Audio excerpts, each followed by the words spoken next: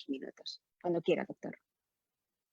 Muchas gracias, Noemí. Gracias, Cecilia, Carmen, Eloy, y a nombre de la Defensoría del Ecuador, también a todos los integrantes de la Red FIO, sus autoridades, y por permitirnos este espacio de diálogo e interacción que son muy necesarios en estos estados. Somos entidades que trabajamos en conjunto, como hermanos, y con todos y todas vamos a salir adelante, que es nuestro objetivo y nuestro propósito, defender vidas y apoyarnos en estos momentos que consideramos importantes y valiosos.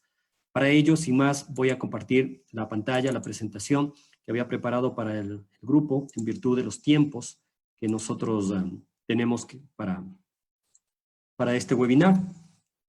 Entonces, se ha dividido en tres ámbitos, ¿sí? En tres ámbitos. Los fake news, vamos a hablar de los fake news, que es un tema que ha llegado muchísimo y nos ha impactado a nivel de Latinoamérica y varios países, creo que a nivel de Iberoamérica también. Comunicación en emergencia sanitaria es el segundo tema que vamos a abordar, y luego la comunicación estratégica y su aplicación con un caso práctico vamos a instrumentar. Empecemos con los fake news, y claro, algo que es importante entender es que la ciencia confirma que los fake news se extienden más rápido que la verdad. El Instituto de Massachusetts hizo un estudio científico en donde analizó 126,000 historias difundidas y de los años 2016 y 2017 con más de 4.5 millones de tweets. Y claro, el resultado es que los fake news tienen un mayor alcance, se difunden mucho más rápido que la verdad, porque la verdad rara vez se difunde a más de 1,000 personas, a diferencia que el 1% de las noticias falsas puede llegar hasta 100,000 personas. Es decir, el impacto es sumamente fuerte, es un impacto que va ligado, va de la mano de las emociones, porque quienes somos los responsables no son los trolls, ni las máquinas, ni los robots, somos los tuiteros humanos, los que generamos estas noticias falsas y las retuiteamos porque nos permiten a nosotros trasladar el enfado, la emoción de desesperación que en muchos de los casos tenemos, como en estos casos, hacia las distintas redes. Y claro, esto ha permitido o ha dado lugar a un sinnúmero de ataques. De hecho, hemos sido, como Ecuador y todos los países, blancos de ataques a través de fake news, donde tienen un alcance que hasta estudios jurídicos, como vemos acá, se hacen eco de estas noticias falsas porque buscan de una u otra forma, pues, llegar a un mayor alcance. De hecho, tuvimos un caso puntual cuando desde la vicepresidencia del Ecuador nos dijeron que era una noticia falsa, tomando en cuenta un alcance que hicimos nosotros en una intervención sobre un retiro de una tarjeta de memoria cuando los medios de comunicación cubrían un evento en uno de los cementerios de Guayaquil.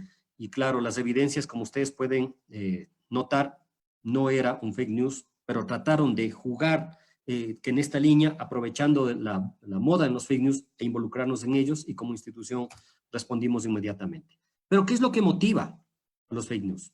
Principalmente dos cosas. Hay motivaciones económicas, porque alguien va a ganar con esta generación de pánico, miedo o susto, y hace que la gente busque o comprar o adquiera ciertas posiciones, o el ideológico, porque obviamente estas noticias falsas lo que nos van a generar a la larga es que nosotros vayamos hacia una toma de posición ideológica en acuerdo o desacuerdo sobre ciertos elementos que nos permiten a nosotros evidenciar realidades. Dicho esto, hablemos de la comunicación en emergencia sanitaria y empecemos con la infoxicación. Nosotros, al dar este quiebre, que hemos sido obligados de aislamiento social, la única pantalla que tenemos son las redes sociales y los medios de comunicación. Es como estar en un cine, ¿sí? Y cuando estamos en el cine nos pasan la publicidad que la empresa cinematográfica va a realizar antes de la película, etcétera, y estamos obligados a mirarla. Pues es lo que nos pasa ahora, estamos obligados a mirar a través del internet varias noticias, y si la comunicación no es la más adecuada, especialmente de parte de los gobiernos, pues vamos a tener ciertas dificultades. Aquí quiero hacer un paréntesis pequeñito y tocar el hecho de que la palabra comunicación estratégica se utiliza muchísimo, de hecho está de moda, todo el mundo quiere ser estratégico y todo el mundo habla de ella, porque hace unos años se hablaba de persuasiva, pero nada más alejado de la verdad, como dice Raúl Rafael Alberto Pérez, en su paper sobre el estado del arte de la comunicación estratégica, cuando el tema estratégico no necesariamente es una moda, ¿sí? Cuando la comunicación estratégica se define mucho más cerca con una posición y ventaja, como lo dice Sánchez en su escrito en el 2011, es cuando nosotros debemos ver esa gran oportunidad y la posición que tenemos y a través de la perspectiva mirar hacia dónde podemos llegar. La parte estratégica no solamente es llamarse per se, sino es actuar como tal. Y de eso me voy a seguir explicando más adelante. Yo quería tocar una línea base porque es importante trabajar sobre una línea base y he tomado un texto de mi gran amigo Joan Costa. Joan Costa es uno de los autodidactas que realmente merece mucho respeto, muy conocido en Europa, España especialmente y acá, en Ecuador y en varios países. Y él nos habla de que la gestión estratégica de las comunicaciones empresariales es decididamente holística, total e integradora. Partiendo de ello, pues obviamente esa es nuestra línea base y entendamos que la comunicación en cualquier contexto, incluido en emergencia, es un mecanismo de diálogo e interacción entre actores de la sociedad. Entonces, claro, permite a la ciudadanía que se informe y de nuestro lado crea canales de diálogo para fortalecer nuestra imagen, el posicionamiento y el valor reputacional de lo que nosotros queremos comunicar. Entonces, hay unos elementos o ejes que nosotros utilizamos y que concibo como indicadores valiosos para los gobiernos y para las defensorías del pueblo a nivel iberoamericano, como líneas de acción. Lo primero que no debemos perder de vista es nuestra naturaleza. Al ser defensores de derechos, nosotros hablamos de vidas y ese instinto de supervivencia del ser humano es lo que nos hace movernos y nos hace salir a defender esos derechos. Miren, en nuestro caso, hasta ayer se habían confirmado 35.306 casos positivos de COVID y el número de fallecidos ascendió a cerca de 3.000. Es decir, frente a ello, la política y los negocios no son prioridad y es el norte que como institución nacional de derechos humanos debemos nosotros seguirlo. Segundo, hay que entender las realidades sociales y económicas en la diversidad. No somos iguales. Y yo cito el caso de mi país, en donde tenemos 4 regiones naturales, costa, sierra, oriente y Galápagos, con su propia idiosincrasia, con su propia diversidad cultural, y es importante que entendamos las lógicas y los procesos de comunicación que se dan en esos sectores y podamos nosotros como instituciones nacionales de derechos humanos insertarnos en cada una de ellas. Existen regiones naturales en muchos de nuestros países y es importante entenderla para saber comunicarnos con ellos. Los países necesitan liderazgos con credibilidad, figuras que produzcan confianza. Ya me voy a referir más adelante. Y uno de los elementos importantes que hemos visto y que nos junta a todos nosotros es esa falta de liderazgo de muchos gobiernos, de muchas autoridades que no han asumido este reto histórico de la emergencia con la magnitud que requiere. Y ahí vienen las dificultades porque al carecer de estos liderazgos, pues la ciudadanía busca en espacios no oficiales o busca en sitios en los cuales ya realmente los fake news o la información no oficial es la que impera y esto genera desconfianza. El respeto a la comunicación institucional, a los periodistas, a los líderes de opinión y a los influencers y grupos sociales debe ser una de las prioridades y debe ser uno de los mecanismos que se use. Soy uno de los convencidos de que la comunicación es uno de los caminos para superar esta emergencia y me voy a permitir explicar conforme vayamos avanzando en la presentación sobre ello, porque la comunicación volcada hacia la participación y al diálogo con la ciudadanía nos van a permitir esos cambios que se requieren. No es que sea privativo de nosotros, esto ya ha sido probado en otros países, lo han usado y les ha ido muy bien. Entonces hay que volver a los ojos a los principios básicos, al diálogo como ejercicio de respeto de los derechos. Y especialmente permitir que los comunicadores manejemos la comunicación. Uno de los elementos claves que sugiero yo como principio básico es trabajar sobre la reputación. La clave es la confianza. Y la reputación se asienta en la confianza, en la credibilidad, que es donde nosotros debemos insertarnos como uno de los actores valiosos de la sociedad en la defensa de los derechos humanos y de la naturaleza, porque siendo ese el primer elemento valioso, tomando en consideración la vida como elemento y eje central, pues es una de las características que nosotros vamos y debemos sostener a lo largo de nuestro ejercicio profesional. Tenemos realidades comunes, me refería en líneas anteriores. En varios de los países, y no casi en la totalidad, hay ausencia de información oficial creíble. Nosotros acá decimos, realmente es muy difícil para las autoridades locales que ahora se encargan de tomar decisiones de cambiar semaforización, es decir, del estado de aislamiento que tenemos a un estado de distanciamiento, sin una información adecuada. Y de esto voy a explicarme más adelante cuán valiosa y cuán básica es la calidad de la información. También es importante que nosotros entendamos que hay contradicciones en el manejo de las cifras. Los hemos sufrido todos, que una autoridad dice uno, que otra autoridad dice otro, etcétera. Entonces, estas contradicciones en el manejo de las cifras no genera confianza, ¿sí? Y es uno de los errores más fuertes. Y también todos tenemos bloqueos y dificultades en nuestras fronteras. Es decir, cuando se produjo este fenómeno de la pandemia, muchos países cerraron sus fronteras y al igual que nosotros, con más de 10,000 ecuatorianos que se encuentran regados por todo el mundo y que de esos apenas 6,000 han logrado regresar, pues existen muchos dramas humanos de ecuatorianos o connacionales de sus países que están en otros y que obviamente tienen necesidad urgente de regresar y las situaciones se van agravando cada vez más. También miren, es importante que nosotros pensemos en ideas integrales, que veamos al manejo de los derechos humanos como una idea integral, totalitaria, que deriven en productos y mensajes comunicacionales que vayan enfocados en los públicos específicos. Es importante que esa integralidad la aterricemos en una especificidad, porque a quienes nosotros en este momento de pandemia debemos llegar, a los más vulnerables, ya que dada la coyuntura emergente, pues ellos son los que más necesitan. Si nosotros no llegamos hacia ellos, pues nuestra acción, nuestra interacción en el imaginario y la percepción colectivas nos resultará con el efecto que nosotros queramos, ¿sí? Es importante que consideremos eso. Por eso yo siempre sugiero trabajar desde la sensibilidad social, entendiendo al otro como ser humano, con sus sentimientos, acciones y participaciones, respetándolo y respetándola, porque este es uno de los elementos claves, el respeto, el principio de respeto basado en el hecho de hasta dónde van tus principios y hasta dónde empiezan los míos. Entonces, ¿qué es lo que se busca? Entender a ese ciudadano diverso culturalmente para comprender de sus realidades y entender cómo me comunico con ese ciudadano, ¿sí? Hacer un análisis de los públicos objetivos a los cuales yo voy a llegar, ver cómo se comunican, mapearlos y permanentemente estar monitoreando esas vulneraciones que pueden sufrir o ser afectados.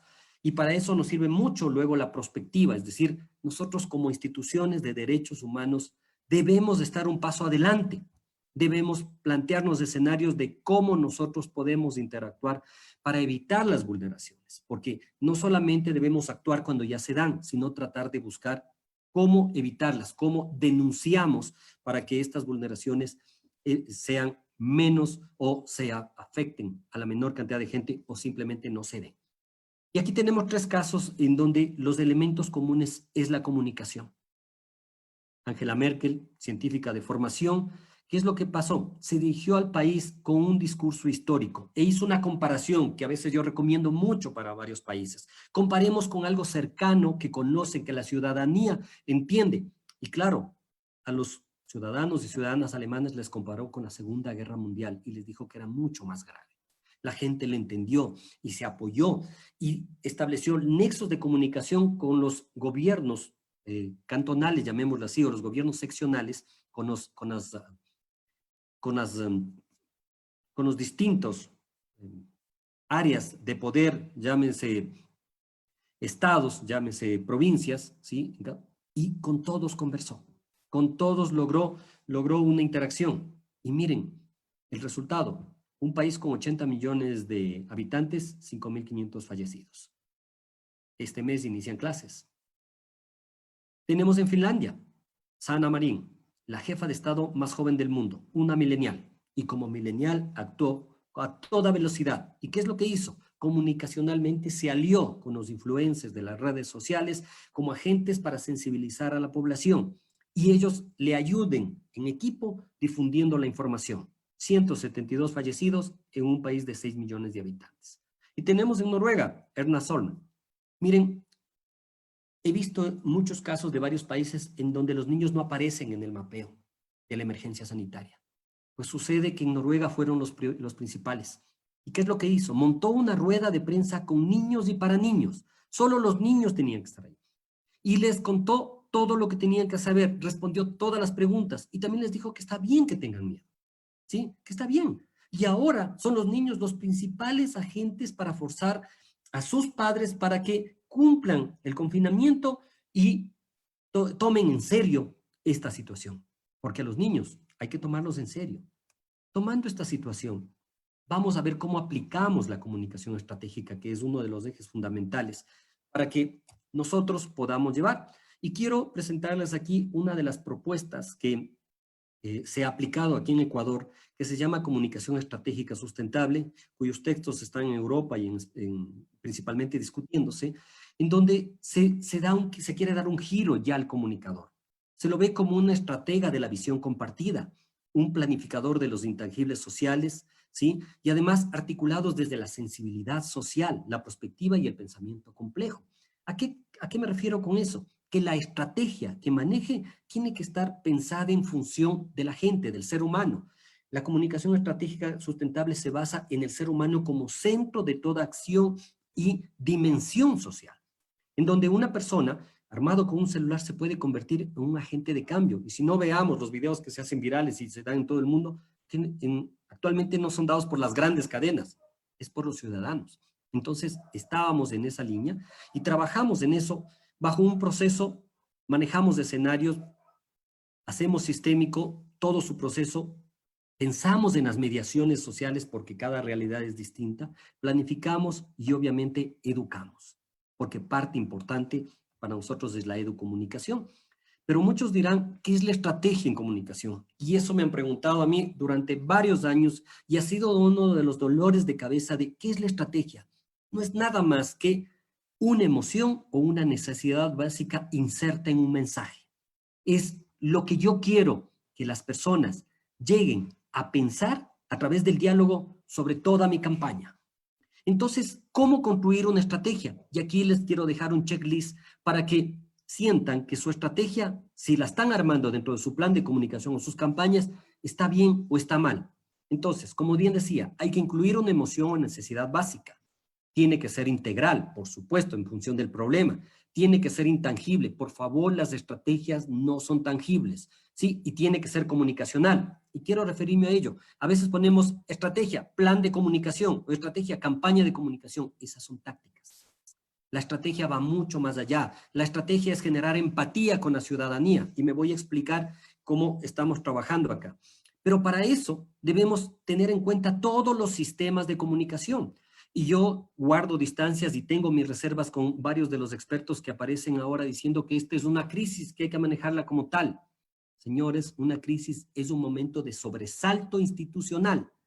Señoras, por favor, con toda la lógica que tenemos, debemos entender que no estamos en un momento de sobresalto institucional, estamos en un momento de pandemia mundial, en medio de una emergencia sanitaria que requiere varios de estos sistemas de comunicación a ser usados para los distintos públicos.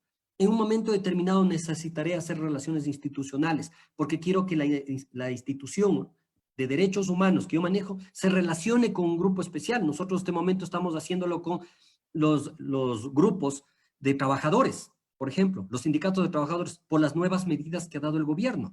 En varios momentos necesitaremos relaciones públicas. Estamos haciendo relaciones públicas integrando a todas las organizaciones de derechos humanos que existen en el país para gestionar con ellos grandes procesos y proyectos para que sean visibles, para que su trabajo sea visible en este momento.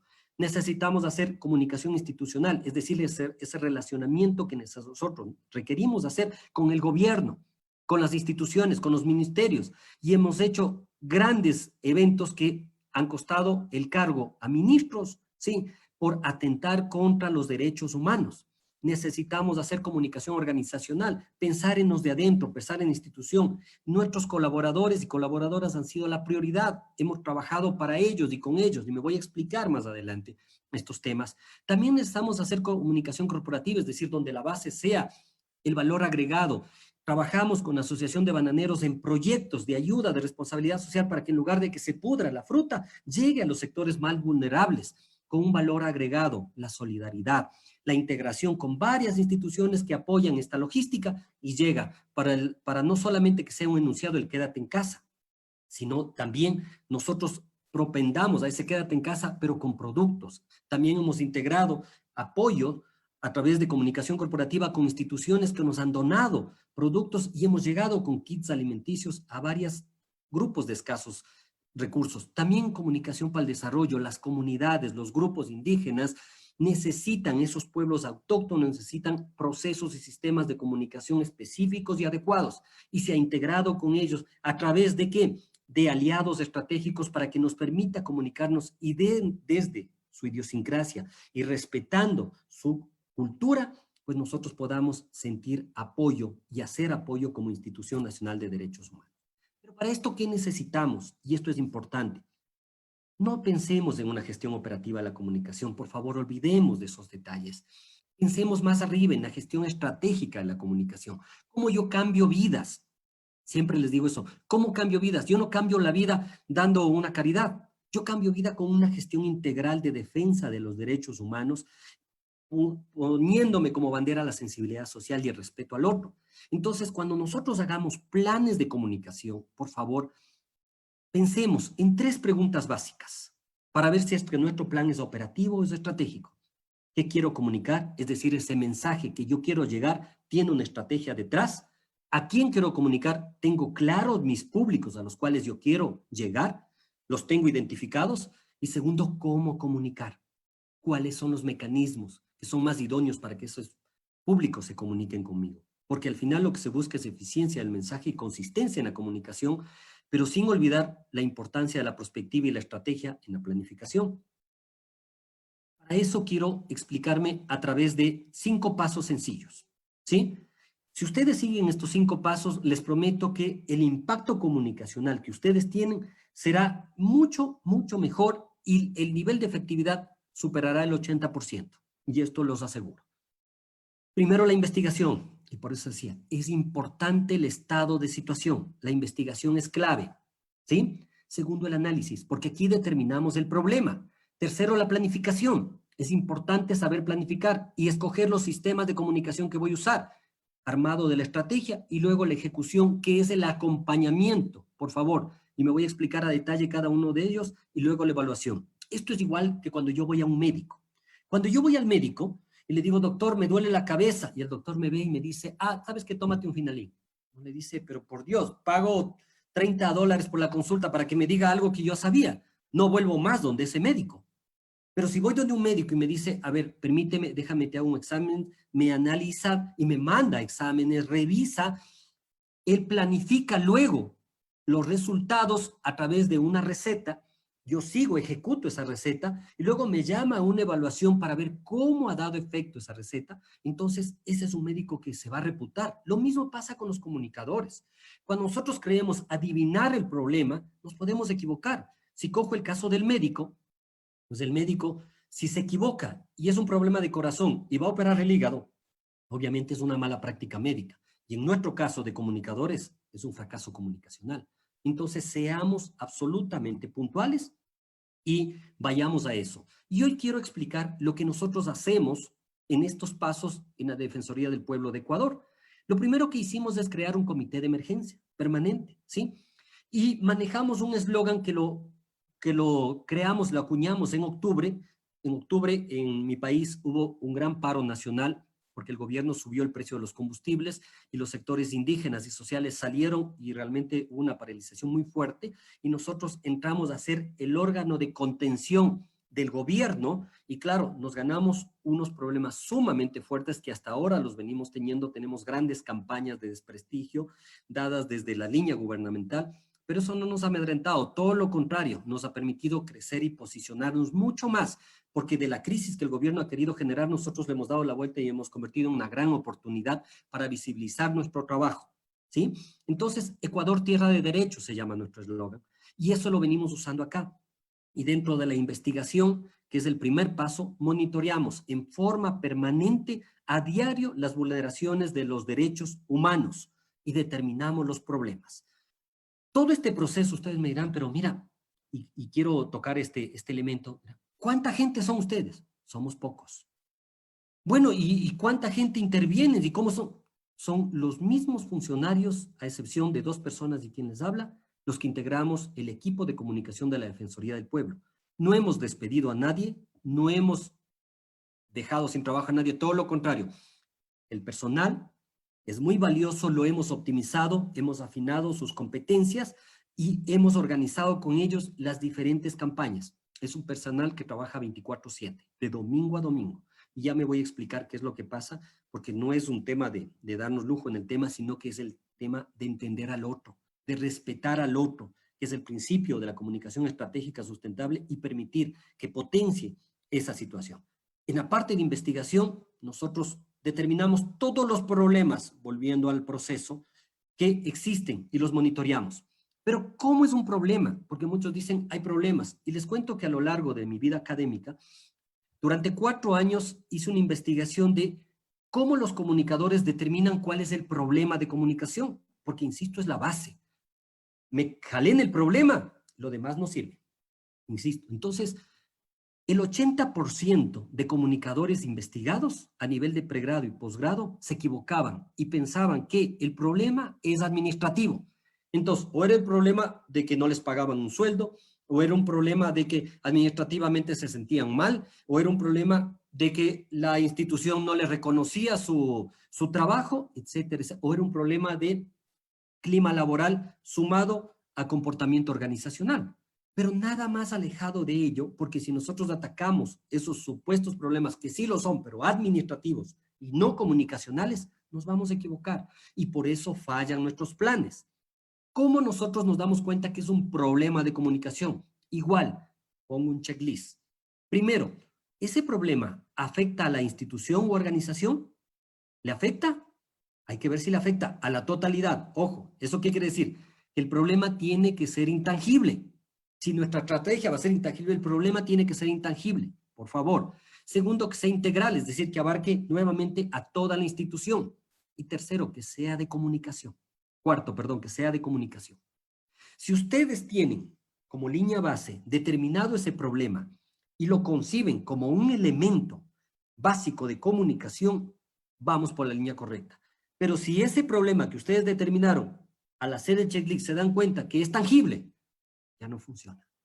O que es administrativo, nada que ver. Entonces, esto es importante y básico para que nosotros podamos determinar ese problema para plantearle una estrategia que ya acabamos de ver con sus checklists que estamos dando. Pero vayamos al ejemplo, ¿sí? Analizamos los problemas. Entonces, de acuerdo al problema, le ponemos una perspectiva, es decir, le pensamos a futuro a través de manejo de escenarios.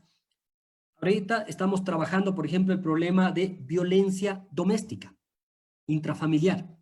Entonces, a ese problema le estamos poniendo una perspectiva, pero para esa perspectiva vamos acompañados de los técnicos. Entonces, el mecanismo de género es quien nos va a ayudar y apoyar a nosotros a construir los contenidos y nosotros le damos el componente comunicacional a través de ¿qué? De cómo nosotros pensamos estructurar esa campaña. Y esto va enmarcado en nuestra estrategia. Nuestra estrategia es posicionarnos como defensores de la vida y dignidad de las personas. Esa es la estrategia que hemos venido desarrollando a lo largo de esta emergencia sanitaria y que nos ha dado muy buen resultado en virtud de que lo primero para nosotros, porque va acorde con la filosofía de las instituciones de derechos humanos, defender la vida de las personas y la dignidad. Planificamos. Usamos el sistema de comunicación de los que acabé de explicar. Nacen, primero empezamos con la prospectiva, es decir, el escenario, a eso vamos a planificar, qué hacemos, le planteamos la estrategia y utilizamos el sistema de comunicación y hacemos fichas por evento o por campaña, ¿sí? cada una tiene su ficha, con responsables, con productos, con tiempos, ¿sí? Y eso vamos midiendo y controlando, porque tan importante es la planificación como es la ejecución. Y para mí es sumamente importante la ejecución porque muchos directores de comunicación simplemente planifican y háganlo. Nosotros les acompañamos. Estamos, como yo siempre les digo, a un mensaje de WhatsApp o a una llamada telefónica de las dudas que tengan, porque ahora no podemos juntarnos, pero hacemos reuniones, obviamente, a través de plantillas Zoom. Pero cuando hay dudas, a veces la espiral de silencio, ¿qué es lo que hace? Que la gente en grupo no manifieste sus inquietudes, sus dudas, pero las puertas siempre están abiertas y cada uno puede llamar al director y pueden consultar cómo van los casos. ¿Qué es lo que hemos hecho? Miren, a través de este sistema, a través de este proceso, hemos manejado, lo primero, 5 campañas de fidelización, motivación y autoestima de clima laboral con los trabajadores y trabajadoras de nuestra institución. Tenemos una campaña. Cada funcionario, funcionaria afectada con COVID, contagiada con COVID, tiene un tratamiento especial que incluye una carta del defensor, una llamada telefónica del defensor, incluye un video, cartas de los amigos, etcétera. Lo que necesitamos es en ese momento que se sienta importante y valiosa para nosotros, porque y luego cuando ya vence al COVID, también generamos un proceso de comunicación para ella, pero sin revictimizar, respetando su idiosincrasia, respetando lo que ellos quieren, pero haciéndoles sentir cuán importante es para nosotros como Institución Nacional de Derechos Humanos que esté bien, ¿sí? La segunda es en lo externo.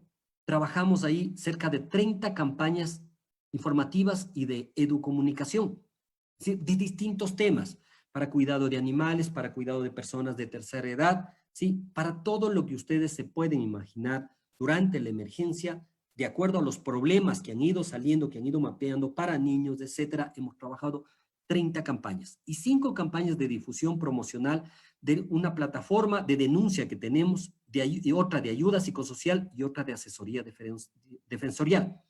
Es decir, ¿qué es lo que nosotros hicimos? Volcamos hacia la tecnología nuestra institución, mejoramos nuestra página web, colocamos plataformas de atención ciudadana para ayuda psicosocial, para denuncias y para asesoría.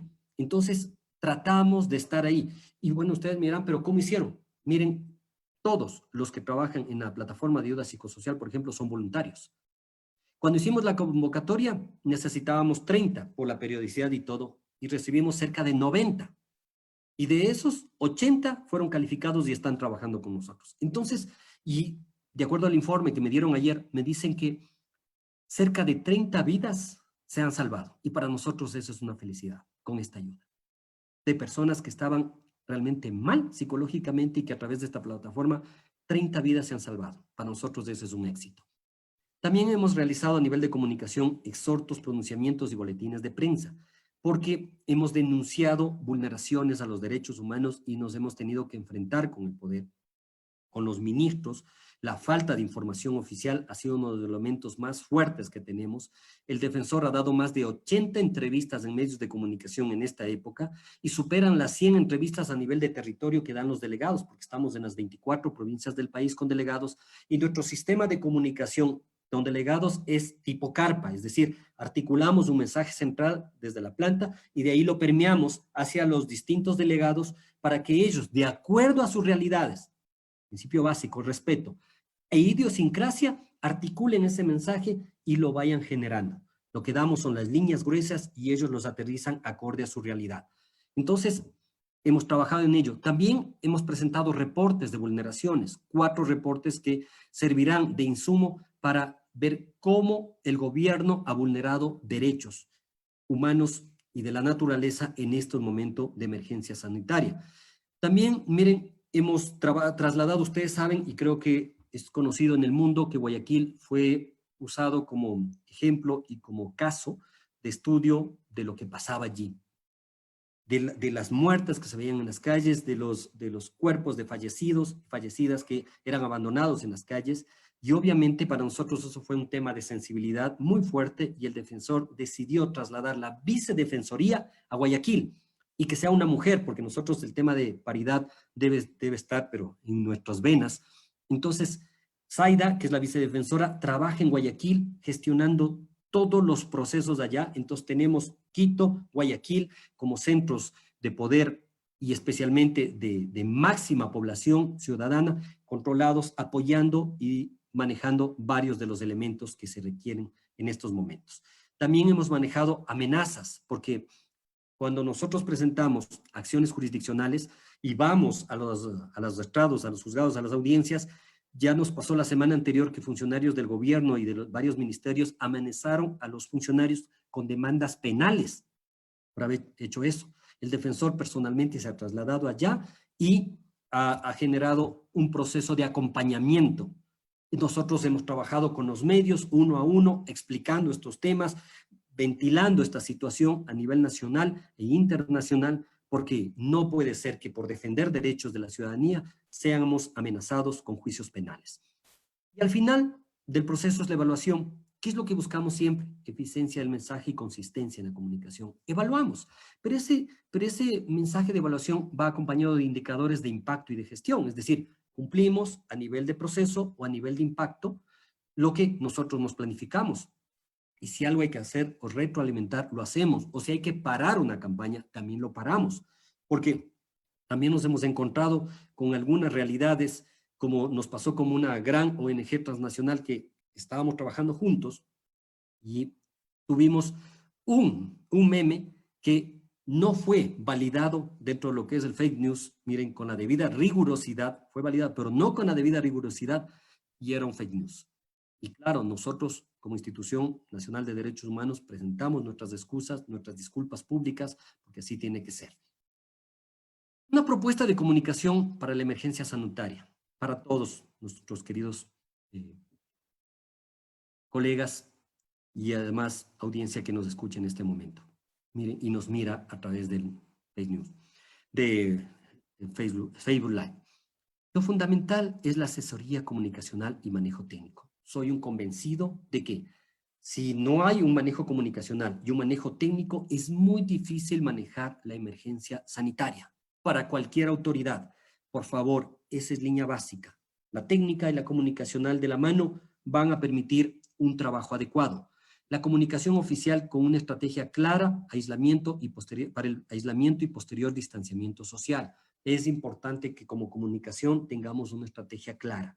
Por favor, así como yo les he expuesto y les digo, muy honestamente, estamos trabajando bajo esa línea, es importante que busquemos esa estrategia como Institución Nacional de Derechos Humanos para, a través de ella, nosotros transmitir con tácticas y actividades lo que nosotros queremos comunicar a la ciudadanía.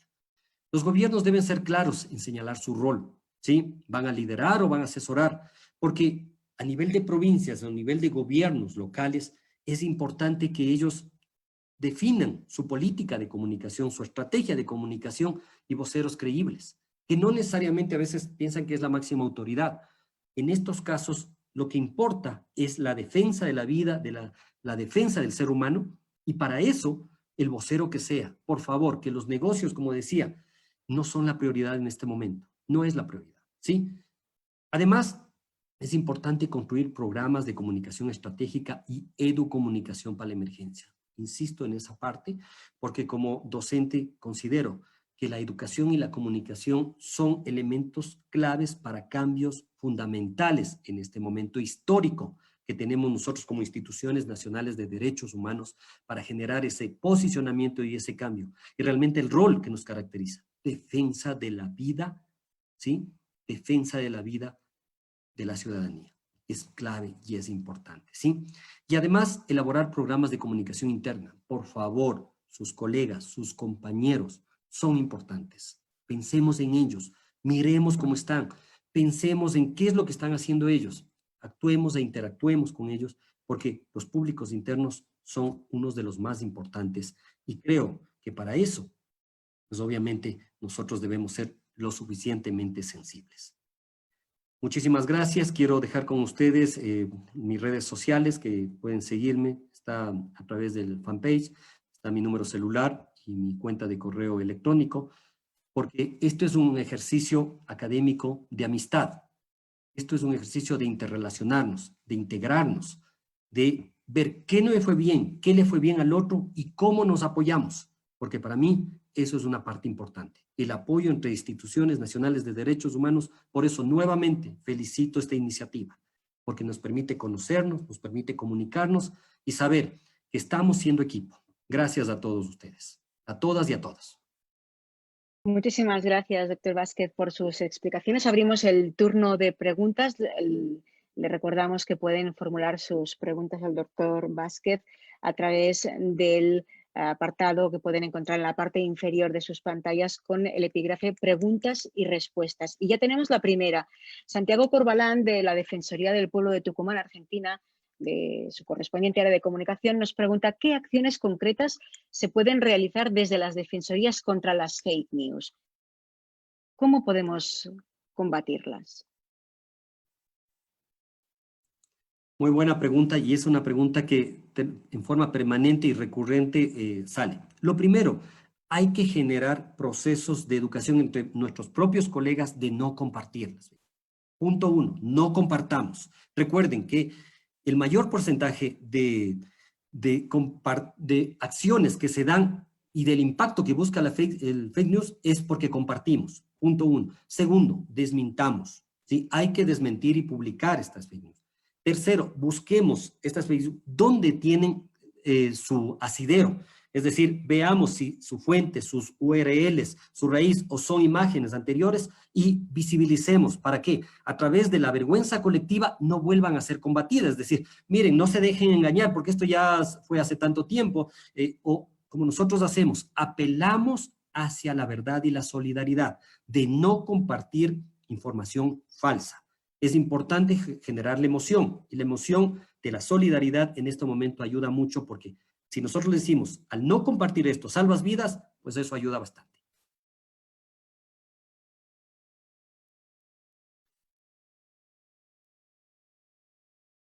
Noemí, ¿no te escuchamos? Noemí. Ahora sí, perdón, que no Gracias. había conectado el micrófono. Comentaba que nos saluda Daniel Jiménez de Ecuador, de la empresa eléctrica Riobamba, que saluda al doctor y que nos pregunta, con respecto a la semaforización por la emergencia sanitaria, algunos cantones están por pasar de rojo a amarillo y los servicios institucionales se reaperturan para atender al público de manera presencial. Pero, ¿cómo llegar mediante la comunicación estratégica a los sectores que no cuentan con tecnología, aparte de los medios de comunicación tradicionales, para difundir los protocolos de retorno enfocado para el público externo? Como primer paso, se han establecido canales digitales de comunicación con dirigentes parroquiales. Pero ¿cómo romper esa brecha, doctor? A ver, uno de los elementos claves, entendiendo la cultura, es que son orales. La oralidad es lo que marca a las comunidades indígenas, ¿sí?, en su tratamiento. Entonces, muchos de ellos no es que tienen acceso a tecnología. ¿Cómo manejamos nosotros el tema de eso? Pues el contacto directo. No necesariamente hablamos del cara a cara, pero sí a través de una comunicación directa, a través de información adecuada, a través de nuestros delegados que conversen con ellos, expliquen esta situación, porque el problema más grande que tenemos de paso de una semaforización, de aislamiento a distanciamiento, es la falta de información. Y la persona confunde, asocia en su cerebro, asimila y resume y dice, cambio, entonces vuelvo a mi rutina. ¿Qué es lo que pasó en Guayaquil, por ejemplo, en esta semana? Cambio de semaforización y todo el mundo se volcó a las calles. Falta de procesos de educación. Entonces, estos procesos de educación debemos anclarnos nosotros a líderes comunitarios, a personas que les hablen con ellos con su propio lenguaje, con sus códigos comunes, para que vayan explicando y educando los distintos procesos que tienen que hacer para que la ciudadanía esté informada. Eso es importante. A ver, que me llega otra pregunta por aquí de Sergio Méndez, que nos pregunta cómo gestionar o atender los ataques hacia las defensorías. En el caso de México, por ejemplo, persiste y se promueve desde las autoridades de gobierno el estigma referente a que los defensores de derechos humanos solo defienden personas que cometen delitos. Esta situación se agrava en un contexto como el de la pandemia, en el que se observa el fenómeno de desinformación llamado infodemia por la OMS. Sergio Méndez Luna es quien nos hace esta pregunta desde la Comisión Estatal de los Derechos Humanos de Baja California, México. Gracias, Sergio. Me parece que estamos hablando de lo mismo. Nosotros desde octubre venimos con una campaña de ataques del gobierno de distintas formas. ¿Qué es lo que hemos hecho? Dos cosas. La primera, hemos buscado temas de interés ciudadano que nos permita a nosotros visibilizar todo el rol que la Defensoría del Pueblo en la defensa y tutela de derechos humanos está ejerciendo. Es decir, hemos ido hacia sectores vulnerables, niños, niñas, adolescentes, personas de la tercera edad, mujeres maltratadas, trabajadores. Entonces, eso ha generado que poner en el debate mediático otros temas, ¿sí? Y hemos trabajado los temas a nivel de personas con privación de libertad o personas que han sido cometidos de abuso policial, hemos bajado un poco el perfil, pero no hemos dejado de actuar, hemos seguido actuando y comunicando, pero para distintas redes. Punto uno. Segundo, cuando hay ataques del gobierno a nivel de cuentas troll, porque nosotros tenemos todo, de hecho nos suspendieron la cuenta de Twitter, que es una de nuestras más fuertes, por denuncias, ¿sí? Nos la bajaron la cuenta, pero peleamos, luchamos, hablamos con altos directivos de Twitter a nivel de todos los enlaces. Por eso es importante estos enlaces, porque de Europa nos escribieron, nos dijeron, mira, nosotros somos de derechos humanos y te podemos apoyar. Y nos pusieron un contacto con alguien de Twitter para América Latina, le escribimos, le explicamos y nos restituyeron la cuenta con todos los seguidores.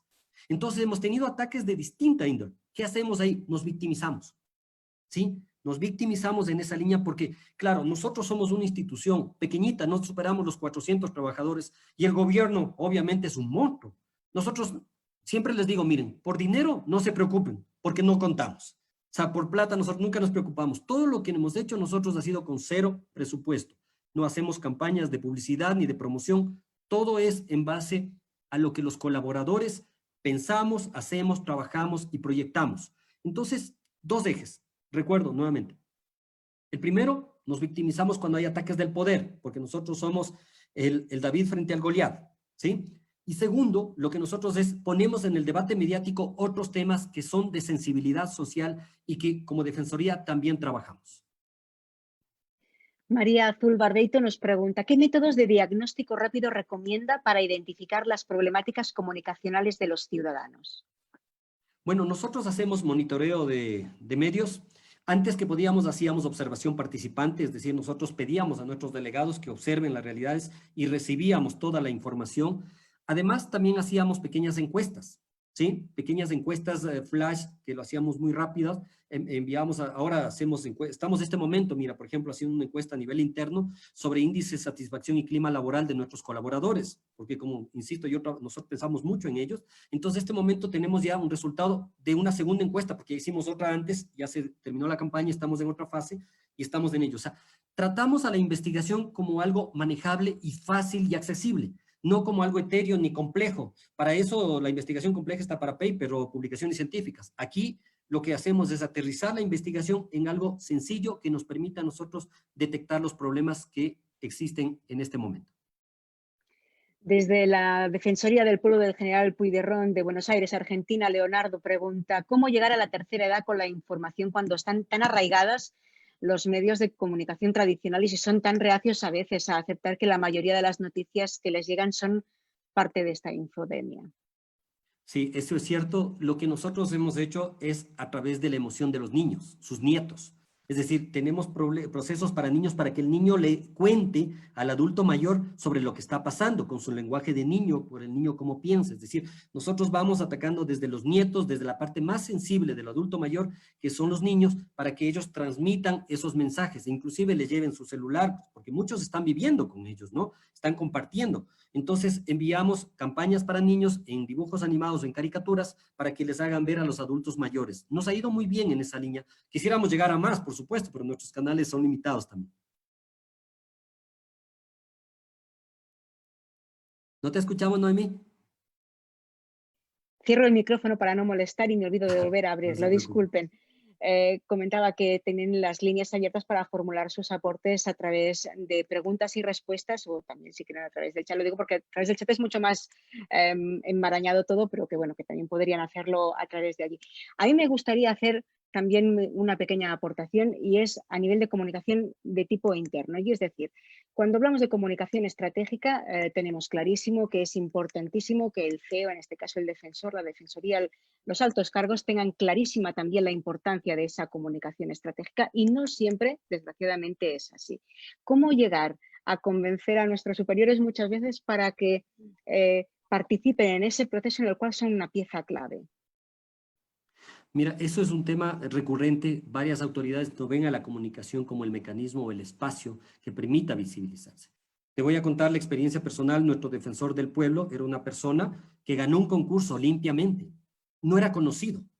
Hace un año nadie conocía a Freddy Carrión Intriago, ¿sí? Pero tuvo una virtud, sabe escuchar, y escuchó el valor de la comunicación. Yo era un académico, hace un año era un profesor investigador en una prestigiosa universidad, y tenía siempre la inquietud de que lo que yo propuse, investigué, sirve. ¿Funciona? ¿No funciona? Y claro, tienes eso. Al momento que tuve en contacto con él, me dijo quisiera que, si estamos de acuerdo, manejes la comunicación, y dije, genial.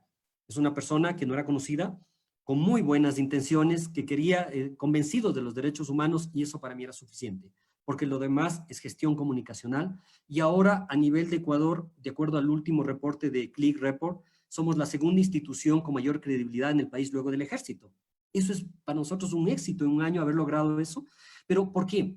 ¿Cómo llegamos? Códigos comunes, por favor, Noemí. Mira qué es la necesidad básica del defensor, qué es lo que más quiere. Nuestro código común de todos es defensa de los derechos humanos. Entonces, por ahí empezamos. ¿Cómo defendemos los derechos humanos? ¿Sí? ¿Cómo visibilizamos que haya más personas que necesiten esa defensa si no lo conocen? Entonces, eso va a ser uno de los elementos por los cuales nosotros podemos conectarnos con esa persona, porque todos los que estamos aquí estamos convencidos que la defensa y la tutela de los derechos humanos es lo que nos mueve. Entonces, si ese código común es el que nos va a originar, el siguiente paso es decirle, ¿cómo?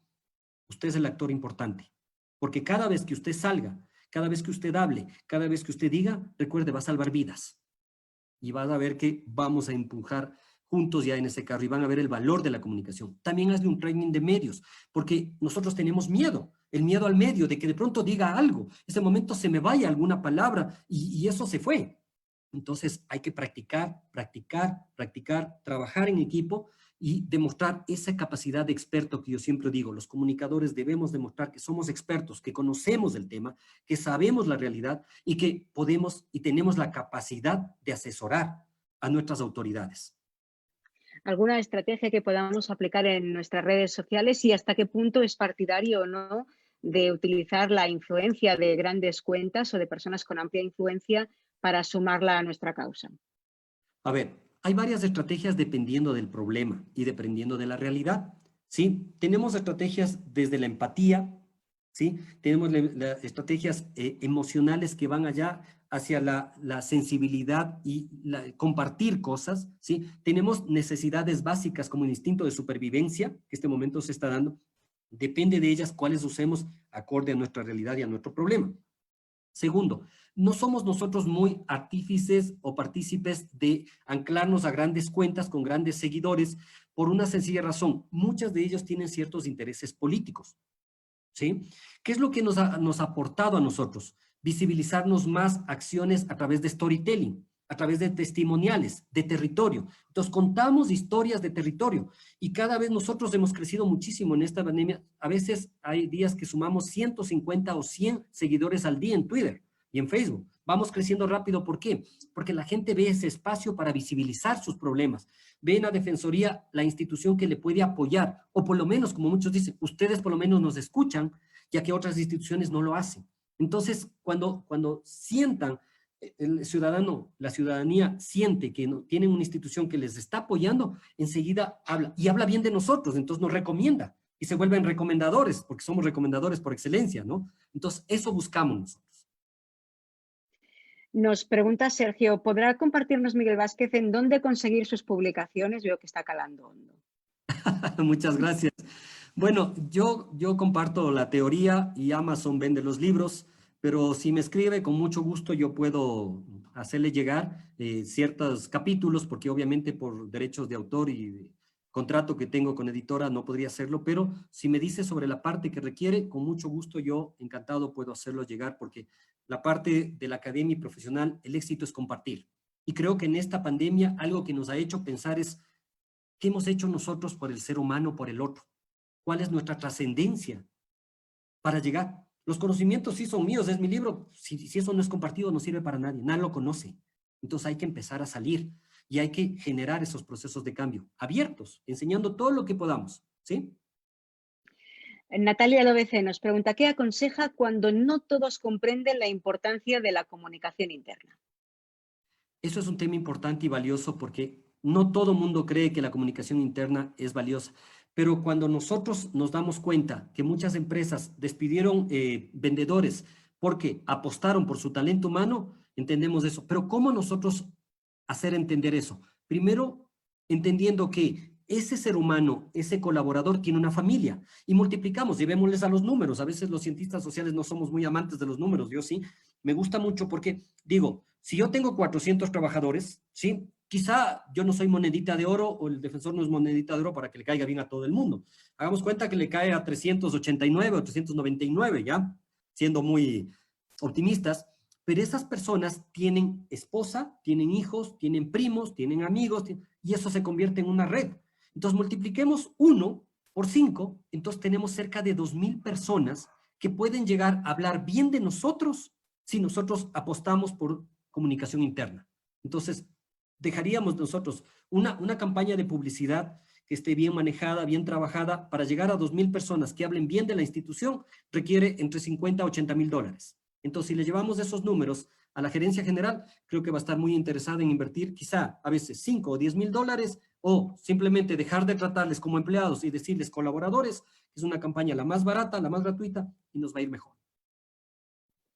No sé si queda alguna pregunta todavía entre los asistentes. Lo digo para aprovechar que tenemos al doctor Vázquez aquí. Ya he puesto también, he aprovechado para poner algunos de los títulos de las publicaciones del doctor dentro del chat, por si alguno quiere conocerlo. Si no, bueno, pues tendrá, como ya nos ha comentado, directamente a través de Amazon, pero si tienen la opción de buscar un título concreto, pues ya les será de mucha más facilidad.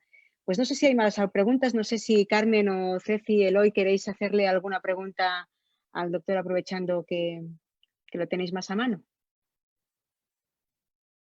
Pues no, yo creo que ha quedado todo muy claro. Además, tenemos mucho feedback de gente que lo está siguiendo tanto por Facebook Live como aquí en el chat y en el chat de la red de comunicadores y parece que los consejos y toda la exposición ha resultado muy interesante. Así que yo solamente tengo que dar las gracias en nombre de la FIO y de su presidente por la amabilidad que has tenido y compartir con nosotros todo esto que espero que se lleve a la práctica, porque verdaderamente aquí en España ha sido, yo hablo de donde vivo, ¿no? Aquí ha sido un problema grande el tema de las fake news, incluso eso ha ocasionado algún que otro problema, porque con la excusa de las fake news también se están empezando a recortar algunos derechos con la excusa de combatir las fake news y eso es algo muy peligroso. Entonces, bueno, pues yo creo que este tema es de total actualidad y nada, y solamente agradecerte tu amable y tu brillante exposición.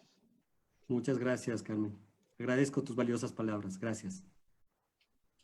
Pues llegados a este punto es hora de despedirnos por hoy, no sin antes, como bien apuntaba Carmen, darles las gracias por su participación en nombre de la Federación Iberoamericana del Ombudsman, de la Red de Instituciones Nacionales para la Promoción y Protección de los Derechos Humanos del continente americano y de la Red Confío. Muchas gracias especialmente al doctor Vázquez por compartir sus conocimientos con esta comunidad, así como a todas las personas e instituciones que han hecho posible esta misión. En breve la tendrán disponible en el canal YouTube de la Red Confío. Muchísimas gracias y que acaben de pasar un muy feliz día. Gracias a todos y a todas. Muy amables. Gracias. Chao, gracias.